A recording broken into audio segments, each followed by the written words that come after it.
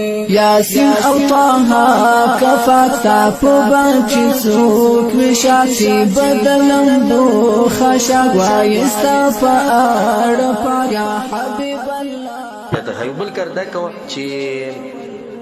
ځان سره کوشش کوو چې روزانه ځان سره یو کس روجماتي ربوزه خاص کر غریبانان او د روجماتي له ثواب د خو مالدار باندې ملويږي چې غریب شرط نه دی خو غریبانه مو بدی وځي چې د ضرورت ډیر حدیث کې راځي رسول الله فطر صائما كان له مثل اجره غير انه لا ينقص من اجر الصائم شيئا سوق چې بچا باندې ځان سره بوزي او روجماتي پیوکي رسول الله صلی الله علیه وسلم وی لکه څنګه چې د روجتي ثواب او چې روجمات کړه د سره ته ثواب دته ملوي نو زه دا وایم کله تاسو کې څوک دا غواړي چې روزانه دوه روجي ونیسي نو څه دي کوي یو کزان سره بوزا نو خلک به ډیر شروع جی ونیسي هغه ته به ډیر شروع جو ثواب ملوي ته د رسول ملوي شپې تو روجو او به چې سره ودرې کې سم بوزي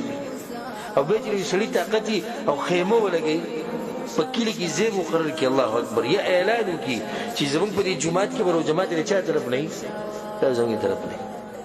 په دې خرچ نه راځي ګل الحمدلله باز زمونږ د کسان شي خمل وسره دي هغه ته د غټه موقع کلی کې جماعت ته د کمیونټي جماعت ته په دې جماعت کې ورو جماعت دې د خوراک دې ته کجوره دې ته د شنو زمونږ طرف نه راځي خاص کر